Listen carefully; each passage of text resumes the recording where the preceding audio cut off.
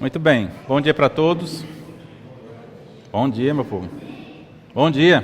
Bom dia. Muito bem. Parece que não tomaram a ceia do Senhor. Muito bem, hoje nós vamos começar uma nova classe com um tema baseado na carta de Paulo aos Efésios. Tá? Eu acredito que todos já tenham lido várias vezes o livro de Efésios, mas desde já eu gostaria de deixar um desafio para os irmãos, para que durante essas semanas vocês lessem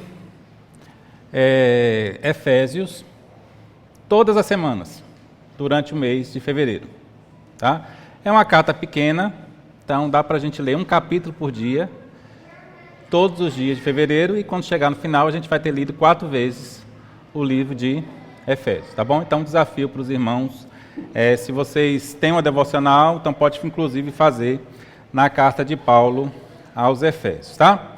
Então, nós vamos fazer um mergulho no livro de Efésios, a gente vai explorar algumas verdades espirituais, e como o tempo é curto, nós não vamos estudar verso por verso, tá?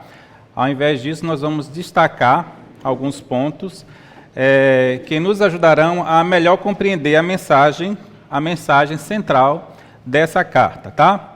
Então, eu posso dizer para vocês que o nosso foco será um pouco mais devocional, buscando assim os ensinamentos de Efésios para a nossa vida cristã, para a nossa vida diária, tá? Então, em cada encontro nós vamos refletir sobre Deus, né?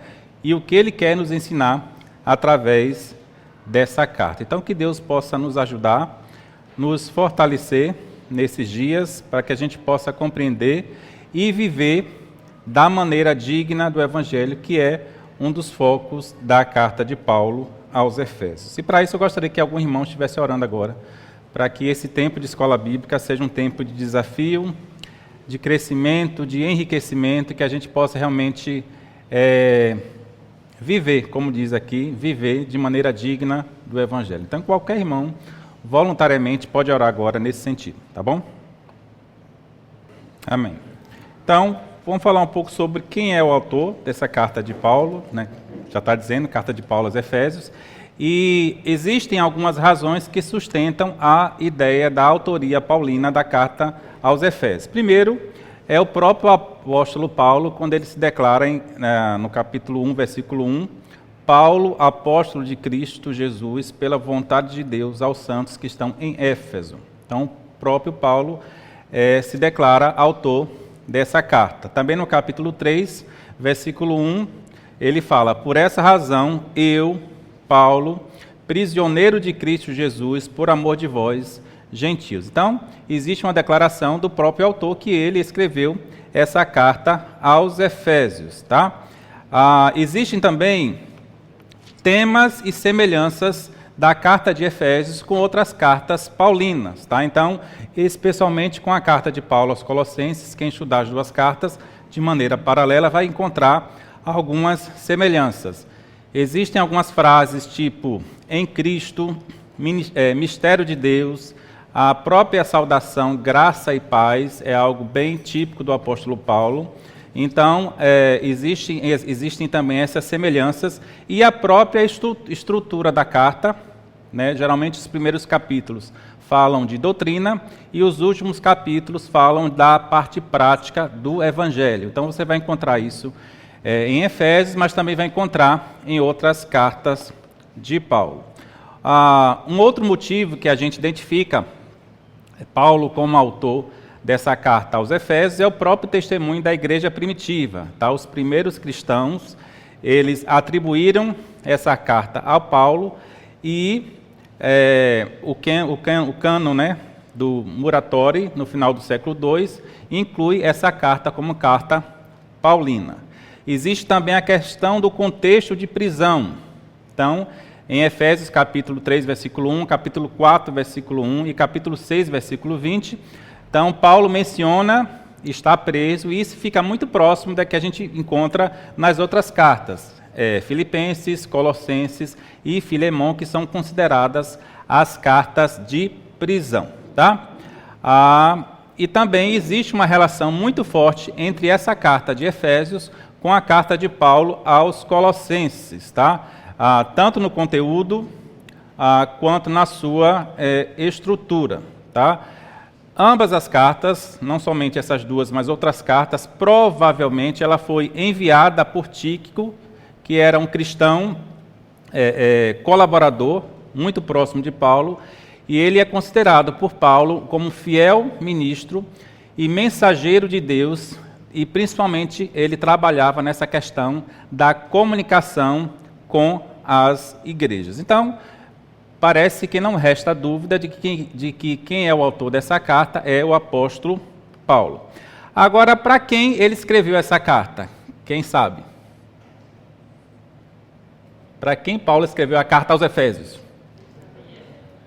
Então, a carta ela foi escrita para os Efésios, mas existe também uma possibilidade dele não só ter escrito para Efésios, tá? Existe a possibilidade dessa carta ter sido uma carta tipo carta circular. Eu sei que hoje talvez os mais jovens não conhecem esse termo carta circular, mas carta circular era um tipo de carta que se escrevia no passado, eu já escrevi algumas inclusive, que você escreve uma carta só e envia para várias pessoas, para vários destinatários, tá? Então existe também essa possibilidade de que Paulo escreveu essa carta circular não somente para a igreja de Éfeso, mas também para algumas outras igrejas, tá?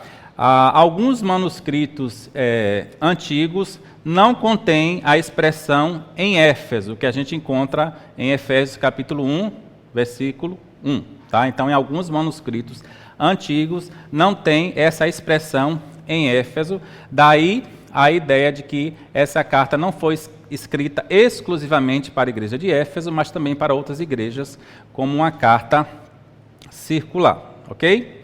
E qual o propósito que Paulo tinha, ou Paulo teve, em escrever essa carta? Então, a ideia de Paulo era instruir aqueles irmãos na sã doutrina. Vamos lembrar que Paulo estava preso, e aqueles irmãos, pela percepção de Paulo, estavam precisando de uma confirmação, e ele então tem esse propósito de escrever essa carta. 4 propósitos a gente pode identificar. Primeiro, exaltar a grandiosidade do plano para a salvação, do plano de Deus para a salvação. A gente vai encontrar isso nos primeiros capítulos de Efésios. Segundo, encorajar a unidade entre judeus e gentios na igreja, tá?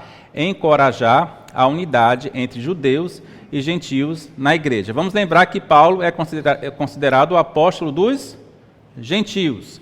E Paulo, então, ele escreve essa carta com o propósito de unificar tanto judeus quanto gentios. Vamos lembrar daqueles contextos dos judaizantes que traziam para dentro da igreja a ideia de praticar rituais do judaísmo, e em muitas igrejas havia uma imposição para que realmente a pessoa fosse considerada salva. Quem lê a carta de Gálatas vai ver isso muito claramente.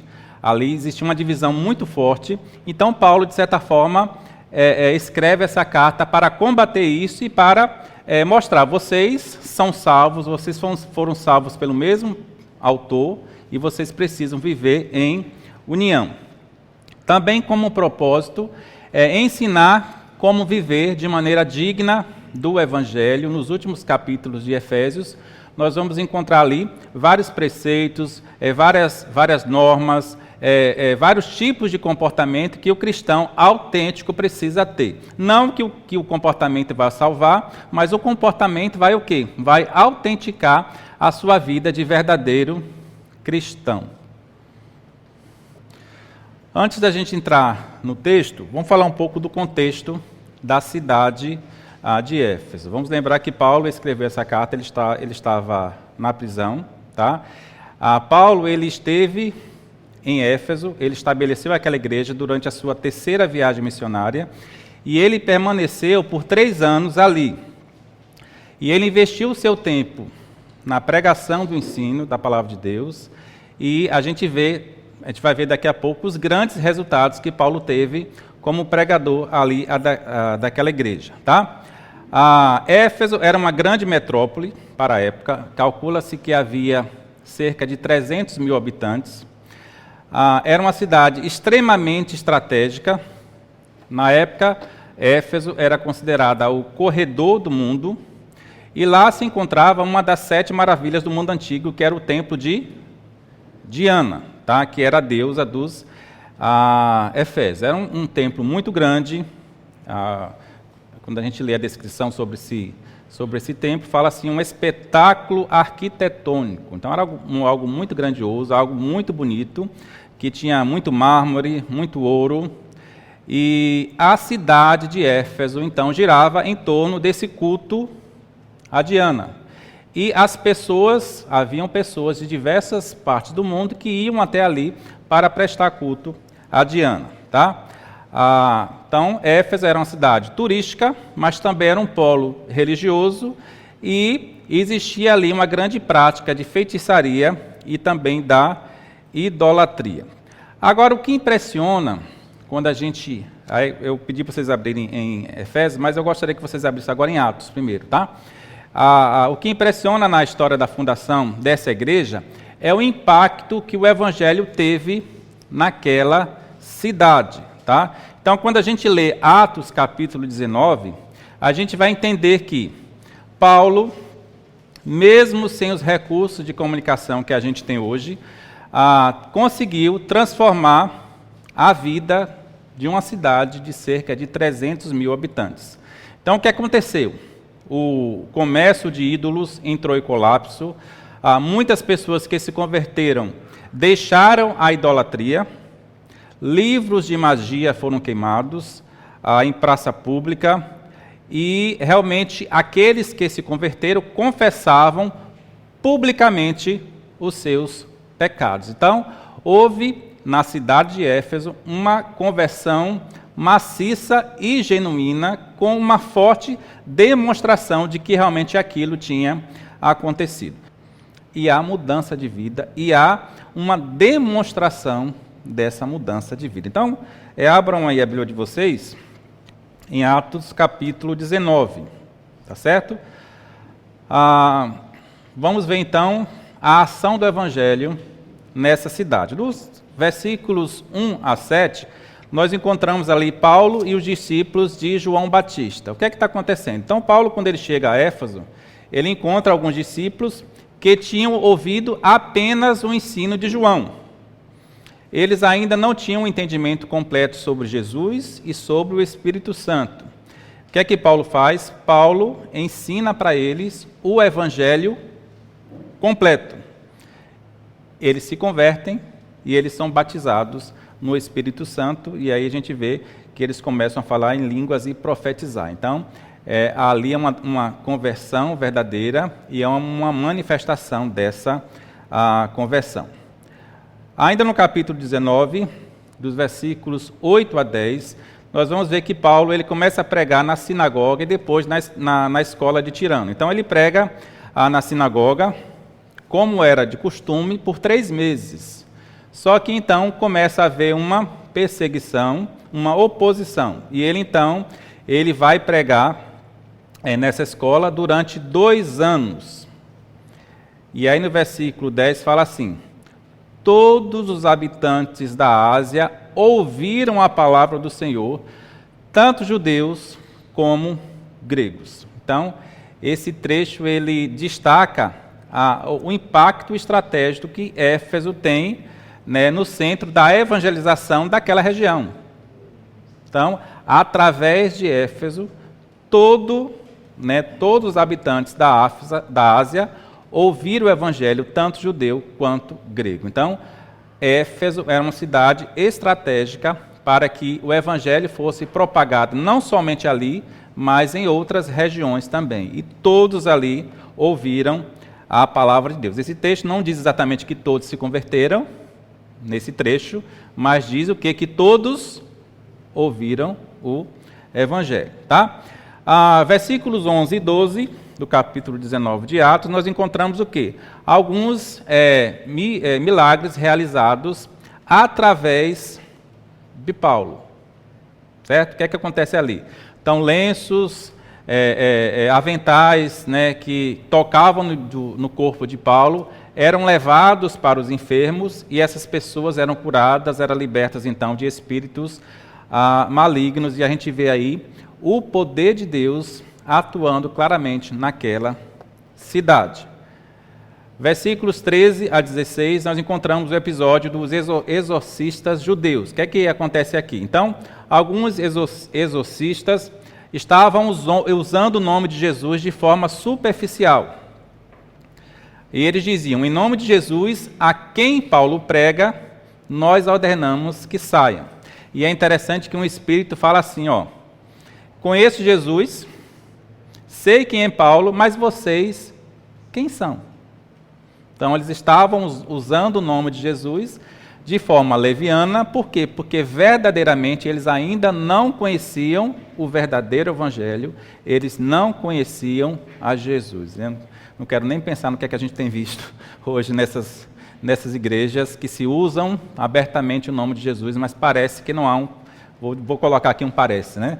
Parece que não há um conhecimento e um relacionamento realmente pessoal com Deus, né? Então esse texto aqui nos mostra que o nome de Jesus, né, não é uma fórmula mágica, mas é algo que envolve um relacionamento com Ele.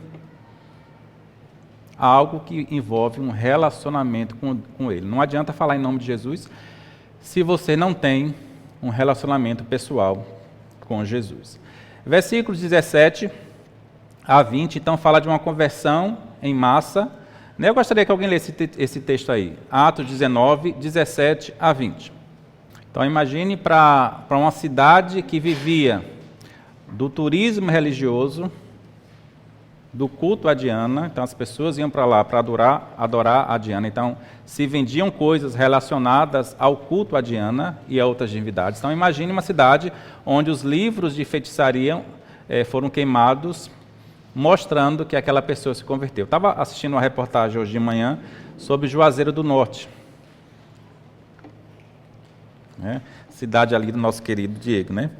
Juazeiro do Norte. Então, ali existem romarias todos os anos, várias vezes por ano, de pessoas que vão ali, e existe um turismo muito forte em cima da figura do Padre Cícero. Então, eu fiquei imaginando, quando eu estava nesse texto, fiquei imaginando justamente essa situação. Imagine uma cidade como aquela, onde muita gente se converte e começa a queimar as imagens, começa a queimar tudo que está relacionado ao culto ao Padre Cícero. Então, imagine o impacto que isso causa, inclusive um impacto financeiro para aquela cidade. Então, eu fiz essa associação.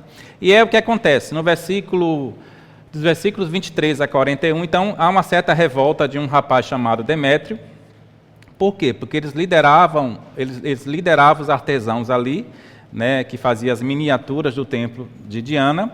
Então, ele fica revoltado, então ele organiza uma grande revolta e alguém intervém e então a multidão se dispersa. Mas ali há uma verdadeira perseguição à pessoa de Paulo. Então, esses eventos de Atos 19 nos mostra de maneira, assim, acho que desafiadora, o impacto do Evangelho nas pessoas e principalmente em uma cidade. Então, a idolatria entrou em declínio, a economia ligada à fabricação de ídolos foi afetada, muitas pessoas abandonaram práticas ocultas e se voltaram para Jesus. Então, estes acontecimentos, eles refletem o poder transformador do Evangelho, que não apenas muda pessoas, né, mas também confronta a sociedade. Confronta a sociedade. Eu que já trabalhei com povos indígenas, existia sempre essa preocupação de que o missionário ele não ofendesse a cultura. E como indivíduos, a gente não podia fazer isso. Mas nós entendíamos que o Evangelho poderia confrontar a cultura. Somente o Evangelho poderia confrontar. E quando o Evangelho confrontava, quando havia uma conversão realmente genuína, verdadeira, havia transformações de vidas. Muitas vezes as transformações não eram nem naquela geração, mas eram numa geração depois. Imagine um homem que era casado com 3 mulheres, ele não ia largar as 3, ou ia ficar com uma. Então, ainda teria que continuar com as 3, mas a mudança viria numa próxima geração. Então, o Evangelho ele tem essa capacidade de confrontar e de mudar qualquer cultura. Eu, como pessoa, não tenho esse direito. Mas o Evangelho faz isso. Quando há uma transformação, quando há uma conversão genuína, o Evangelho tem esse poder de transformar qualquer pessoa e qualquer tipo de pecado que a pessoa tem cometido. Então, Paulo ele estabeleceu em Éfeso uma verdadeira igreja que serviu como base para a transformação missionária do Evangelho. Tá? Então, dali dessa igreja, outras igrejas foram fundadas, como Esmirna, né, como Pérgamo, e realmente a igreja de Éfeso era uma igreja que muito importante, que não só tinha essa questão estratégica, mas parece que ela superou, inclusive, a igreja de Jerusalém. E é interessante, eu estava lendo sobre a igreja de Éfeso e alguns fatos interessantes sobre ela. Por exemplo, deixa eu ver aqui. Então, foi em Éfeso que João se estabeleceu, e em Éfeso ele escreveu o Evangelho de João e as 3 epístolas. Foi ali também em Éfeso que João cuidou de Maria, mãe de Jesus, em sua velhice. E depois de Éfeso, Paulo seguiu para Jerusalém e dali ele foi detido em Cesareia. E na prisão, então, ele escreve a carta que nós conhecemos e que nós vamos ver a partir de agora. Então, agora sim, abram a Bíblia de vocês em Efésios capítulo 1 e vamos ler todo o capítulo. Eu gostaria que cada irmão lesse um versículo, um após o outro, rapidamente, tá? Para a gente adiantar aqui, e vamos ler essa carta e trazer alguns ensinamentos para a nossa vida. Tá? Então, Efésios capítulo 1. Vou começar aqui, depois os irmãos podem seguir. Paulo, apóstolo de Cristo Jesus, por vontade de Deus, aos santos que vivem em Éfeso e fiéis em Cristo Jesus. Vamos ler até aí, depois a gente continua o outro bloco aqui. Então, Paulo, ele inicia a sua carta com a saudação, né? Paulo, apóstolo de Cristo Jesus, pela vontade de Deus. Então, Paulo, ele mostra para a gente que ele era um apóstolo porque Deus assim o quis. Deus queria que ele fosse um apóstolo, ou seja, uma pessoa que anunciava a sua palavra. Não sei exatamente se ele não tinha a vontade de ser apóstolo e Deus, pela sua soberania, o escolheu, né? Parece que não, né? Mas é fato que ele diz claramente, apóstolo pela vontade de Deus. Então, Deus queria que ele fosse apóstolo, Deus o escolheu, Deus o separou para ser seu apóstolo. Isso que é muito diferente do que a gente vê por aí, pessoas se autodenominando apóstolos, né, de Cristo, e parece que Deus não quer dessa forma. Então, outra coisa que eu acho interessante nesse versículo, ele se identifica os seus destinatários, quando ele fala, aos santos que vivem em Éfeso e fiéis em Cristo Jesus. Então, ele identifica aqueles irmãos como santos, como separados para Deus. Nós conhecemos o sentido da palavra santo, santificação, que é separação. Então, posicionalmente, não é que aqueles irmãos não tinham pecados, eles tinham pecados, mas posicionalmente em Cristo eles eram considerados santos, santificados por Jesus Cristo. A partir do versículo 3, nós encontramos, eu estava lendo sobre isso, que no grego esse é o parágrafo mais longo da Bíblia, do capítulo 3 até o versículo 14. E esse parágrafo ele está repleto de adoração a Deus, daquilo que nós conhecemos como doxologia, que é uma expressão de louvor e gratidão a Deus. E ele começa então esse trecho exaltando a Deus pelas bênçãos espirituais, e Paulo então ele destaca pelo menos 3 aspectos dessas bênçãos espirituais. Primeiro, a fonte dessas bênçãos, quando ele fala Deus o Pai. Então, Deus é a fonte das bênçãos espirituais. Segundo, qual é a natureza dessas bênçãos? Toda sorte de bênçãos espirituais. Então, não é especificamente isso ou aquilo, mas toda sorte de bênçãos espirituais. E qual é a esfera, qual é a abrangência dessas bênçãos? Nas regiões celestiais em Cristo Jesus. Então, são os aspectos dessas bênçãos espirituais que todo crente recebe. A fonte é Deus, existe toda a sorte de bênçãos e essas bênçãos têm a abrangência das regiões celestiais em Cristo Jesus. Agora uma pergunta para vocês, eu gostaria que vocês respondessem, que vocês estão muito calados. O que significa toda a sorte de bênçãos? Vamos lá, os teólogos aí podem me ajudar. Então, toda a sorte de bênçãos espirituais. O que quer dizer toda a sorte de bênçãos? Eu não sei o que quer dizer, mas na minha versão não traz esse Não? tipo de toda sorte. Tá. Só nos abençoa com todas as bênçãos espirituais. Certo. Na verdade, toda a sorte quase uma ênfase, né, que se dá, né? É quase uma redundância aqui. Sem limites. Então ele fala, bendito seja o Deus e nosso Senhor Jesus Cristo, que nos abençoou com toda a sorte de bênçãos espirituais nos lugares celestiais. Então toda a sorte de bênção, todas as bênçãos possíveis e necessárias para a nossa vida espiritual. Tá? Aqui não está falando de bênçãos materiais. Agora porque eu sou crente eu vou ter um carro do ano. Ou agora porque eu sou crente eu vou ter o melhor emprego porque eu sou crente e eu sou filho de Deus. Agora que eu sou crente eu vou ser o funcionário do ano. Então a ideia aqui não é de bênçãos materiais, ainda que Deus possa nos dar, e pela sua misericórdia Ele nos dá, mas aqui está falando de toda a sorte de bênçãos espirituais, tudo aquilo que é necessário para a nossa vida cristã e a nossa comunhão com Ele. Então, essas bênçãos, elas vêm diretamente de quem? De Deus, e são eternas, e só podem ser recebidas por meio de Jesus Cristo. Então, são eternas, são dadas por Deus, e só podem ser recebidas por meio de Jesus Cristo. E aí, a partir do versículo 4, ele começa a destacar, de certa forma, essas bênçãos que nós temos recebido em Cristo.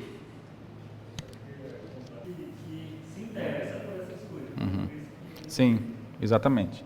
E aí, a partir do versículo 4, ele começa então a nos dar exemplos dessas bênçãos, e essas bênçãos são feitas através da obra da Trindade, a obra do Pai, a obra do Filho e a obra do Espírito Santo. Então, dos versículos 4 a 6, o que é que a gente vai encontrar? A obra de Deus, a obra do Pai. O que é que Deus fez?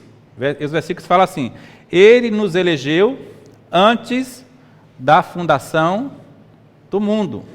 Não vou entrar aqui no mérito da eleição, tá? Ele nos elegeu antes da fundação do mundo, ou seja, o propósito da eleição é eterno. O propósito da eleição é eterno, já estava com Deus, já era propósito de Deus antes da fundação do mundo, da eleição. Ok? Isso que eu quero trazer para vocês. Outro aspecto da obra de Deus, o Pai. Ele nos adotou como filhos. Tá? Éramos criaturas, mas a partir de Cristo, Ele nos adotou, o Deus Pai nos adotou como filhos. E, por último, pensando em obra de Deus, o Pai, Ele nos aceitou no amado. Esse amado, claro, que é Jesus Cristo. Tá? Bem claro isso aí, a obra de Deus. O que é que Deus fez? Nos elegeu, nos adotou, nos aceitou. Qual é a obra do Filho baseado aqui nesse texto de Efésios? Versículos 7 a 12. Primeiro, Ele nos redimiu pelo seu sangue. Você vai encontrar isso no texto. Segundo, Ele nos perdoou os pecados. Então a gente vê a obra do perdão, a obra da redenção, que é feita através de Jesus. Ele nos revelou a vontade de Deus. Qual é a vontade de Deus para o ser humano, para a criatura de Deus? A salvação. Então Ele nos revelou, Cristo nos revelou essa vontade para o ser humano. E como obra também do Filho, ele o que? Nos fez herança. Nos fez herança. Então, obra do Filho, ele nos redimiu, que é o processo da redenção. Ele nos perdoou, né? Ele nos revelou a vontade de Deus e ele nos fez sua herança. E nos versículos 13 e 14, nós temos então a obra do Espírito Santo. Ele fez o que, o Espírito Santo? Nos o que? Nos selou para o dia da redenção. E em segundo, o Espírito Santo, ele é o penhor da nossa herança. Então, as bênçãos que nós recebemos, essas bênçãos espirituais que nós recebemos em Deus, ela é a ação da Trindade, Deus Pai, Deus Filho e Deus Espírito Santo. Alguém lê para a gente o versículo 10. Então, qual é o plano de Deus? Né? Restaurar toda a criação, trazendo de volta a harmonia que se havia perdido, a harmonia com Deus, a harmonia com Cristo. Então, esse é o plano de Deus, né? E quando nós entendemos o contexto bíblico, no final dos tempos, o quê? Tudo estará nessa perfeita harmonia, nessa ordem que Deus tinha estabelecido lá no Éden, que foi quebrada pelo homem, mas Deus tem o plano o quê? De trazer de volta essa ordem. Então, no final dos tempos, na plenitude dos tempos, essa ordem vai ser restaurada. Então, ali vai haver uma perfeita harmonia, e isso vai se cumprir, claro, no reino eterno de Cristo. Eu acho muito bonito esse texto, porque para cada sessão, tanto com relação ao Pai, quanto com relação ao Filho, quanto com relação ao Espírito Santo, nós vemos sempre uma atitude de louvor. Então veja no versículo 6, alguém lê para a gente o versículo 6, pensando na obra do Pai. Muito bem, então a gente vê os versículos acima, a obra de Deus, e ele fala para o louvor da sua glória. Versículo 12.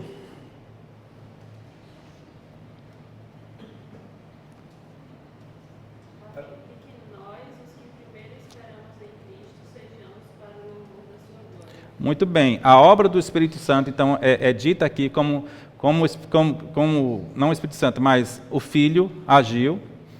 Qual foi a obra do Filho sobre nossas vidas? E ele fala que tudo isso, que toda essa obra foi feita para o louvor da sua glória. E o versículo 14, pensando na obra do Espírito Santo agora.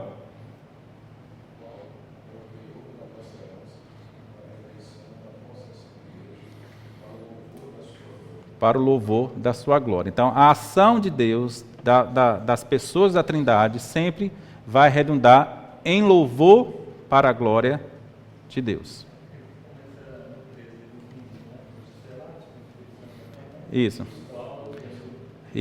para a sua glória. Né? Então, veja que Paulo ele expressa, né, essa doxologia, né, esse louvor a Deus por toda a obra de redenção que ele faz na vida do homem. Então, essas expressões reforçam, né? Então, a obra de Deus Pai, né? Deus Filho. Então, de certa forma, Deus Pai planejou, o Filho executou e o Espírito Santo confirmou a sua obra em nossas vidas, tá bom? Muito bem, vamos ler agora dos versículos 15 ao 23. Vamos fazer como fizemos da outra vez. Eu vou ler e depois os irmãos continuam. Por isso também eu, tendo ouvido a fé que há entre vós no Senhor Jesus e o amor com todos os santos.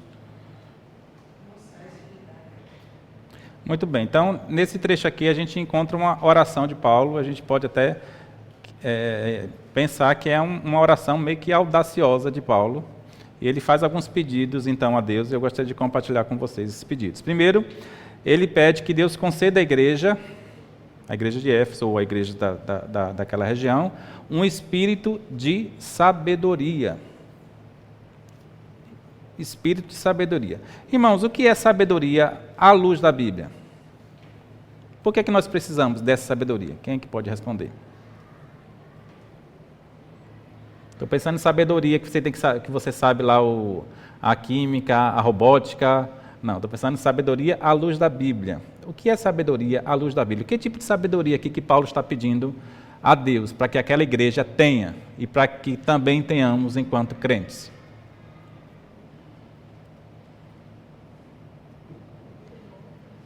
Oi? Temor ao Senhor, muito bem. Conhecimento das coisas espirituais. Isso está muito ligado ao que já foi falado, né? Está muito ligado ao que já foi falado. Então, eu acredito que ter sabedoria é que aquela igreja, ela possa olhar com os olhos de Deus, né? Não adianta ser eleito pelo Pai, não adianta ser adotado na família de Deus, ser selado do Espírito Santo, se aquela igreja não se apropriasse dessas verdades.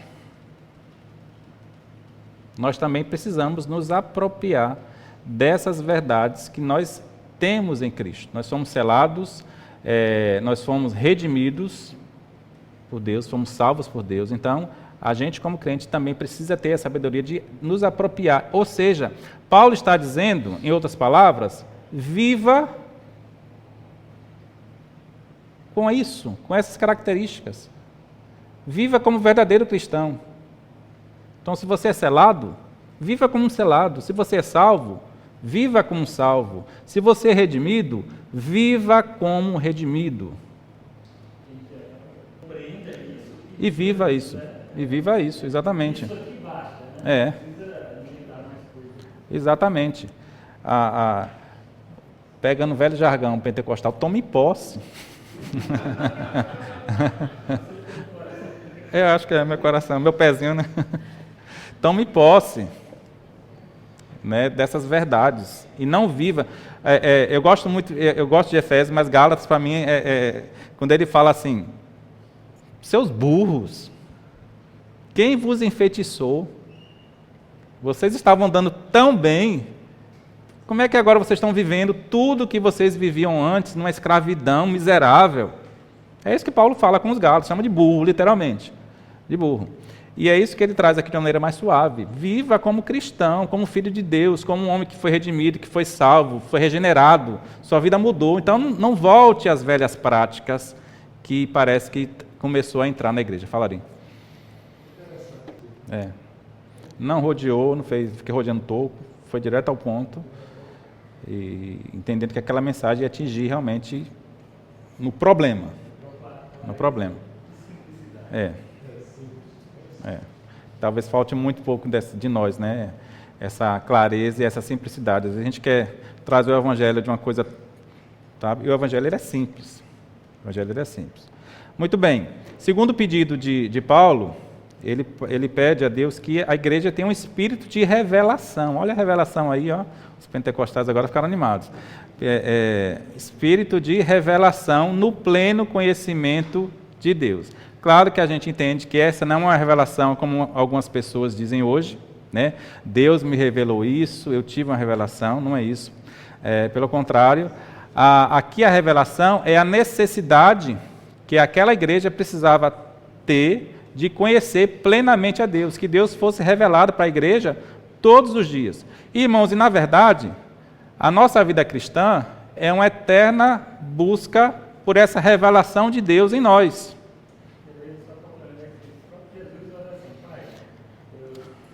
Que te conheçam a ti.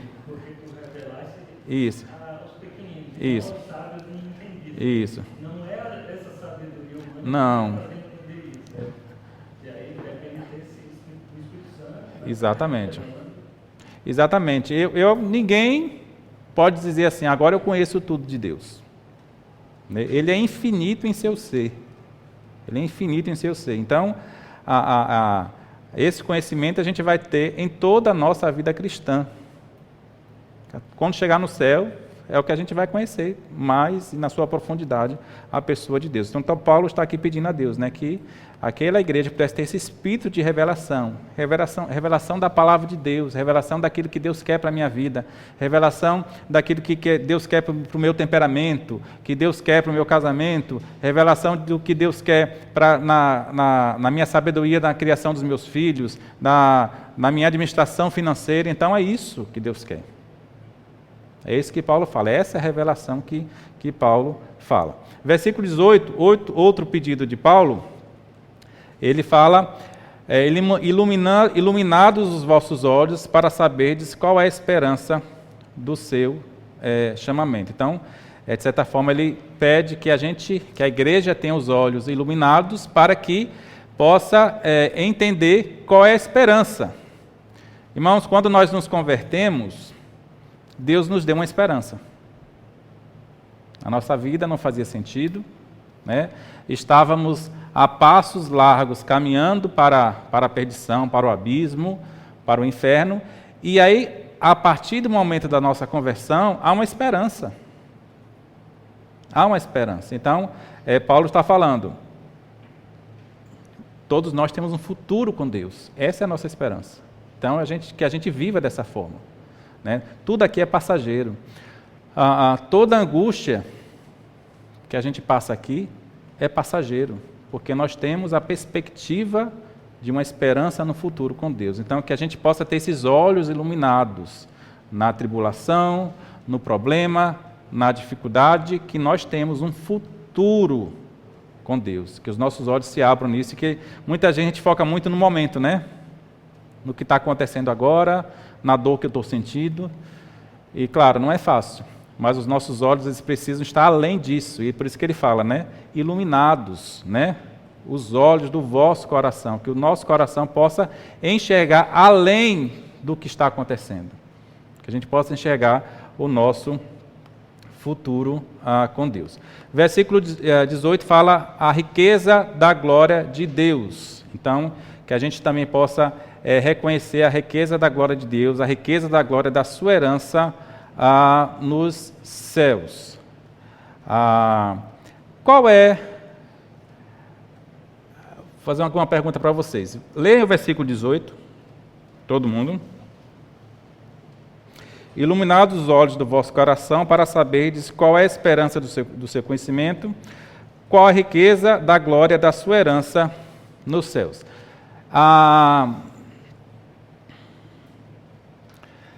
Quem é a herança de quem aqui?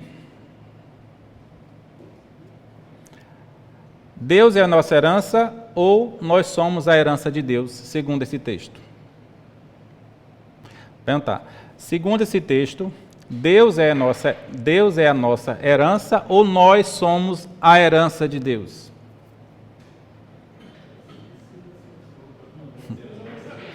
Hã?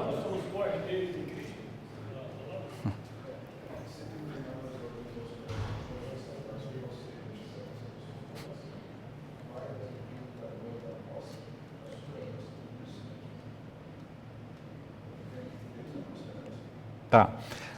Trouxe essa pergunta porque não há um consenso entre os teólogos, tá? Alguns acreditam que Deus é a nossa herança, outros acreditam que nós somos a herança de Deus. Vou falar o que eu acho.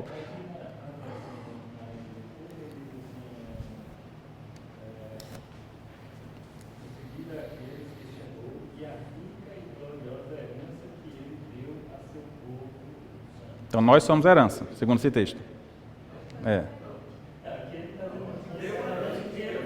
Tá. Tá.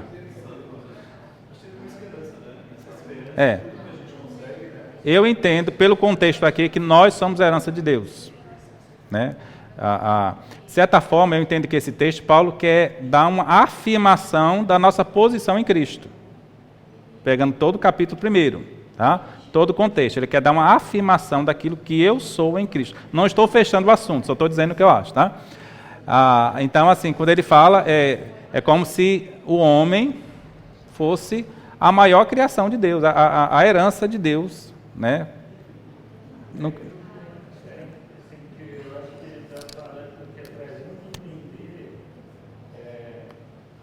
qual é a esperança dessa nossa posição, quais as riquezas da glória, da herança que ele vai me dar, né? Que nos aguarda. Sim. Isso está falando de vida eterna, né? Pode ser. Só trouxe essa polêmicazinha para você.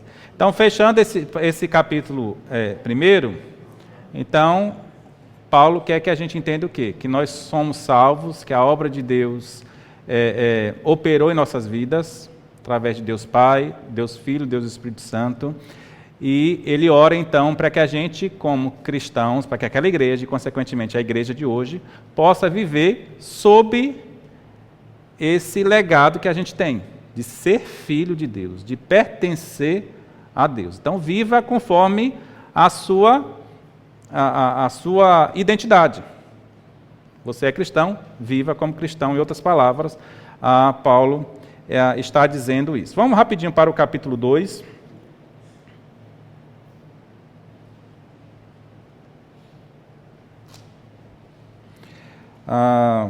Vamos ler do versículo 1 ao versículo 10. Vamos continuar aqui. Ele vos deu vida, estando vós nos vossos delitos e pecados, nos quais andastes outrora, segundo o curso deste mundo, segundo o príncipe da potestade do ar, do espírito que agora atua nos filhos da desobediência. Pode continuar. Muito bem. Então, esse capítulo 2, a gente não vai entrar nele agora, eu só queria fechar com ele para a gente pensar num fato. Então, enquanto no capítulo 1, nós entendemos que Paulo, de certa forma, ele apresenta o projeto da salvação, que é um projeto desde a eternidade, Deus planejou a salvação desde a eternidade, e agora ele descreve, então, a execução desse projeto, a maneira como esse projeto aconteceu, com esse projeto da salvação. Lembrando, no versículo 1, da vida que a gente vivia e com a vida que a gente passa a viver, ou pelo menos deve viver a partir de agora. Então, no capítulo 1 é o projeto da salvação, e esse capítulo 2, principalmente esses primeiros versículos, nos traz a execução desse projeto. Então, já pensando para a aula que vem, eu gostaria que vocês lessem todo o capítulo, todo o livro de Efésios, mas tivesse um foco maior no capítulo 2, que a gente vai estudar na próxima semana, tá bom? Gente, alguma dúvida, alguma pergunta, alguma observação? Tudo ok? Muito bem, então vamos orar agradecendo a Deus por esse tempo, que Deus nos desafie a entender mais a sua palavra. Senhor Deus, muito obrigado por estarmos bem, obrigado porque entendemos que o Senhor tem agido em nossas vidas, e obrigado pela tua palavra e por nos lembrar daquilo que o Senhor fez por nós e nos lembrar daquilo que podemos ser e viver e demonstrar para as outras pessoas aquilo realmente que o Senhor tem feito em nossas vidas diariamente. Que o nosso desejo seja sempre de conhecer ao Senhor, que o Senhor se revele a nós através da tua palavra todos os dias, nas nossas atitudes, no nosso trabalho, nas nossas ações, nas nossas reações, que o Senhor seja revelado a nós e que a gente tenha disposição de buscar essa revelação que a tua palavra nos mostra claramente. Obrigado pela vida de Paulo, obrigado por essa igreja no passado, que recebeu esses ensinamentos, que a gente também, como igreja, possa aplicar esses ensinamentos no nosso dia a dia, na nossa sociedade, que haja de nossa parte o desejo de manifestar para essa sociedade, seja aqui em Paulo Afonso, seja em qualquer lugar que estivermos, que a gente possa ter o desejo de mostrar para as pessoas, manifestar aquilo que o Senhor fez por nós, aquilo que o Senhor nos transformou, aquilo que o Senhor converteu em nossas vidas, que as pessoas aí fora possam olhar para nós, assim como muitos naquela cidade olharam para os cristãos ali de Éfeso. Muito obrigado pela tua palavra, por esse dia, em nome de Jesus. Amém. Então, Deus abençoe a todos, até a noite.